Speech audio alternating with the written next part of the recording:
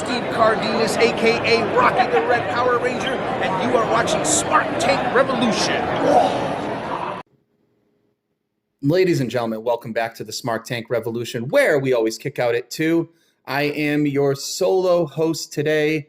Joey really got nothing clever to say business, but I wanted to get on the horn for this, just on this laid back Labor Day, and I just kind of wanted to touch upon some things. So while Donnie was the one who got to go see the AEW pay-per-view last night in the theater, and I heard it was a really, really fantastic show, I couldn't help but pique my interest and check out the Scrum.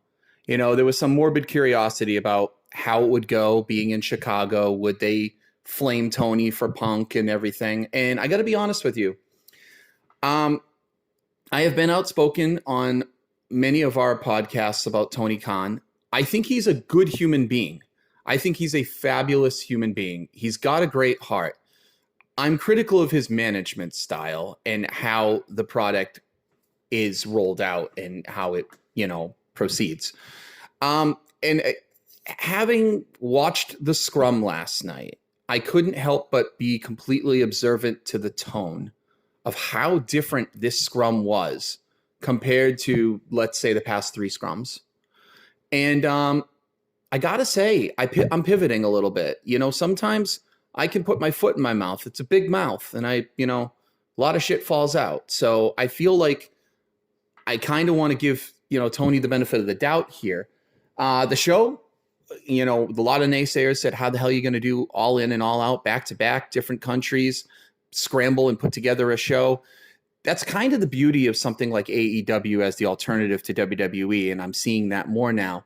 Whereas WWE would never do that back-to-back show within a week and have a week to build something, because they put more into the building up and the narrative of the matches than sometimes the matches themselves. AEW happens to have a blessed roster of extremely talented physical individuals that they are never ever hurting for matches. Sometimes it's just, the bite and the grip to get you to want to see those matches they struggle with, like why you want to tune in. And I got to say, I read the reports on All Out. Donnie, I can't wait to see what his, opinions are. But from what I heard, All Out was a fantastic show, top to bottom. No complaints. The crowd would get raucous a little bit at times, especially during one match, which I really hope I get to see, because Donnie was saying that the Bucks got flamed huge by the Chicago crowd. They were getting roasted. And you know what? Good. Because I no disrespect to the Bucks, supremely talented individuals. But as far as management, I think they suck. I think they're weasels. And I'm glad the crowd roasted them, because I do have my own opinions on this Punk thing. As a biased Punk mark, I realize that I have to take my hat off and step back a little bit. However, you're not going to convince me that the Bucks weren't having it out for him. The more you're reading about stuff that unloaded before All In Wembley, shit rolls downhill, folks. And if you're not careful, it becomes a snowball. And I feel like it was a case of, there was a lot of things that ticked Punk off over the course of the week. And the Jack Perry incident was the one that put it over. You're reading about the Bucks supposedly was supposed to have a sit down, which is what adults do, which is what management does, by the way. Forget the fact that they're just adults and they're in the same business. They are management. They are EVPs. That is not a kayfabe thing. They hold weight and clout in this, and they should sit down with talent. It's a talent relations issue. And if Punk was willing to sit down with them, like all reports say, you do what's best for business. It's a business. There's money on the table. And unfortunately now there's so much money on the table that is left because Punk is gone. You're losing a lot of those dream matches that really, really could have came. However, I did watch the Scrum, and I have to say, Tony Khan looked like he was light as a feather. It was the first time I saw a Scrum where he just looked so comfortable. He didn't look overwhelmed. Everything flowed nicely. There was no drama.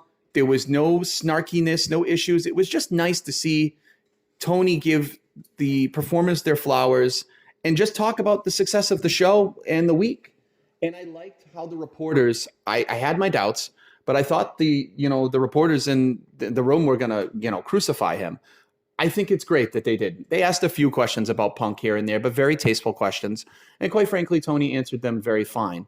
What I was impressed with was, you had Adam Cole come out, started off. He's always a consummate professional. He's a good look to get out there, talked about. You didn't have MJF, and I think that's fine because they're selling, the neck, and you don't want to oversaturate things with MJF. You don't want to water him down too much.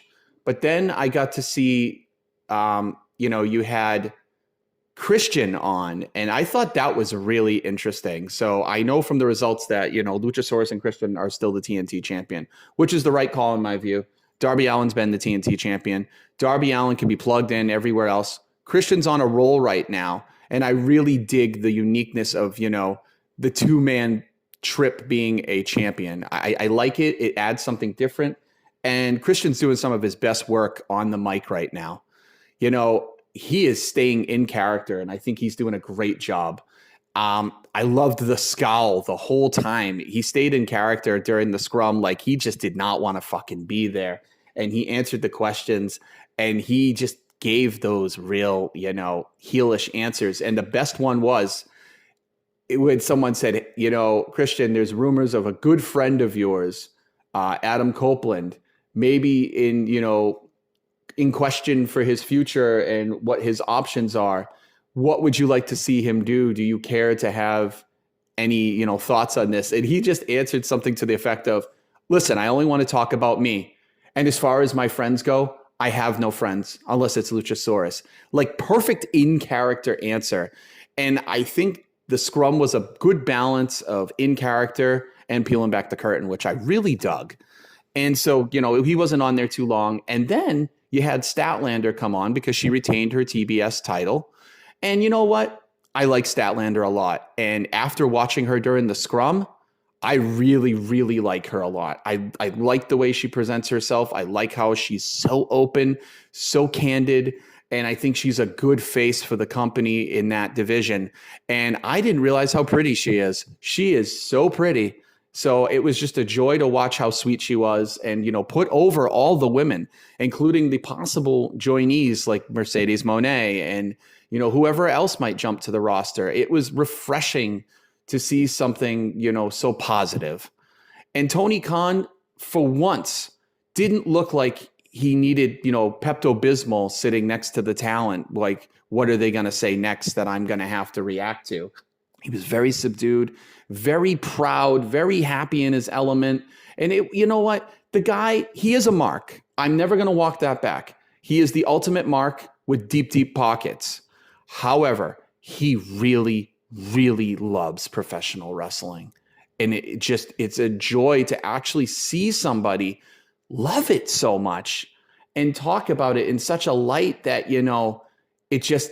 it's really, touching. And speaking of a joy, the last guest on the scrum, they didn't go, they didn't overload it with too many guests, but Tony answered a shit ton of questions after this last guest, was Bryan Danielson. Now, I am a humongous Bryan Danielson fan, and I have to say it could be argued right now that Bryan Danielson might be the best wrestler on the earth currently. This guy is back early from a severe injury, and he put on, from what everyone says, an incredible match, and safely and fine. And to hear him, how positive he was, talking about the AEW product, talking about being back, and being genuinely honest about what he feels, was so great to hear. And he, looking forward, it looks like he's going to be your face of Collision. And I have no problem with that, because if you're going to lose Punk, who was the reason that show exists, you need to plug in another star that can do something. And Bryan Danielson, it's hard to argue, can't be that star. He's a creative mind behind Collision. And I didn't realize how revered he was with Tony Khan. Tony Khan said something to the effect of, he told his father that if he was hit by a bus tomorrow and all the, the duties and responsibilities and the person he would trust the most with his company. He didn't name the Bucks. He didn't name Omega. He said Bryan Danielson without question. And Bryan Danielson, what a professional, what a grateful individual, said it's not what he wants to do.